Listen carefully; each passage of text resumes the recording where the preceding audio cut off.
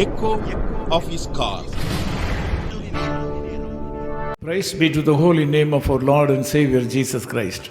प्रभु यीशु की पवित्र नामों से आप सभी को जय मसीह नमस्कार। In John chapter 19 verse 28, Bible says like this.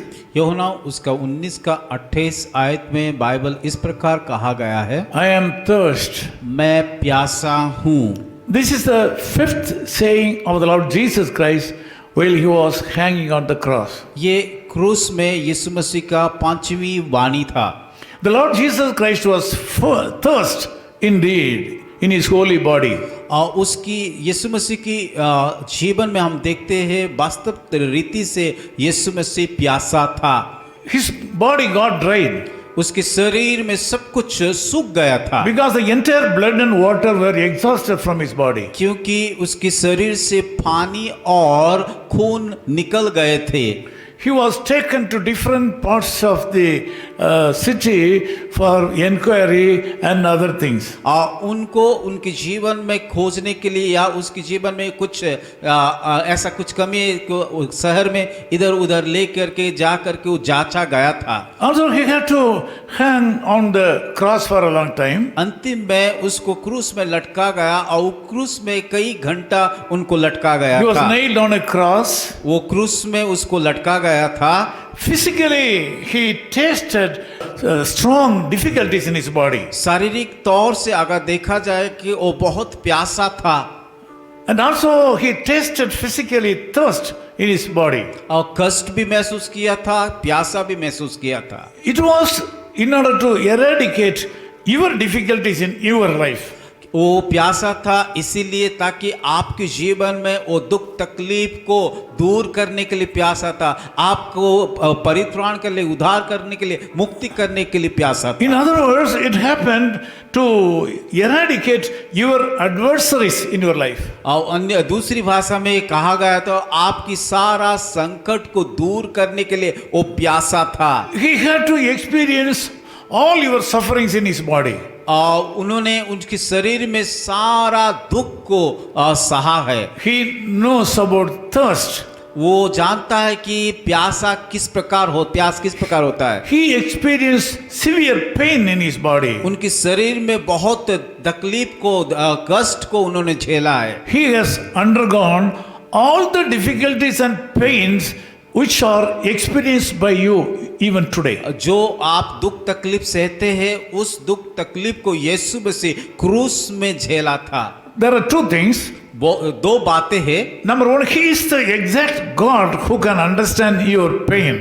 पहली बात यह है कि वो ऐसा परमेश्वर कि वो आपकी सारे समस्या दुख तकलीफ को जानने वाला है। Secondly, this is the right time for you to call upon him for your miracle in your life. दूसरी बात है कि ये सही वक्त है कि ताकि आपके जीवन में कि एक आश्चर्य कर्म हो पाए। He is committed to serve you in all areas of your life. उन्होंने अपने जीवन को सौंप दिया ताकि आपको वो मदद कर पाए। He can eradicate all the problems of your body and life even today. आपके जीवन में जो भी तकलीफ है, समस्या है, दुख है, उन तमाम चीजों को दूर करने के लिए वो क्रूस में लटका हुआ था। Now you come forward with a great belief to serve him and accept him as your Lord. इसीलिए आप उसके सम्मुख में जाइए, विश्वास के साथ जाइए, अपने जीवन को उसके हाथों में सौंप दीजिए। Certainly and surely all your cries will be turned into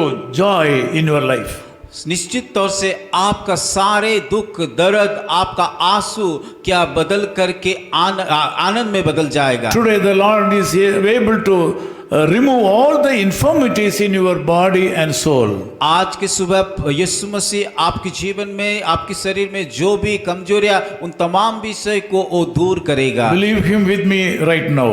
इस बातों को लेकर के आज इसी समय उसके ऊपर विश्वास कीजिए। Let's pray. आइए प्रार्थना करें। Loving Lord, thank you so much for this wonderful time. प्यारे खुदावन, इस सुंदर अवसर के लिए हम धन्यवाद देते हैं। There are some people, those who are suffering too much in their body and soul. आज बहुत सारे लोग उनके आत्मिक जीवन में, शारीरिक जीवन में कष्ट को अनुभव कर रहा है। Lord, what may be the seriousness of the disease they have? चाहे उनके शरीर में जो भी जिस प्रकार का बीमार होना क्यों, Lord, it is nothing for you.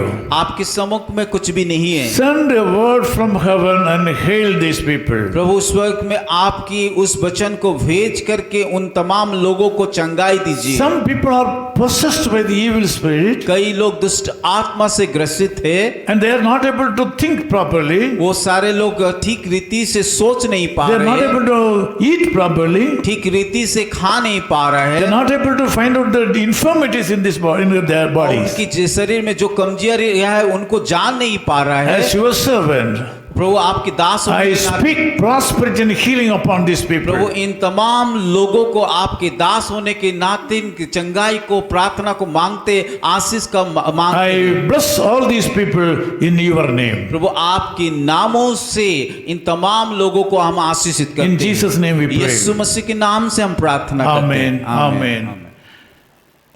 Heaven is a wonderful place, filled with glory and grace.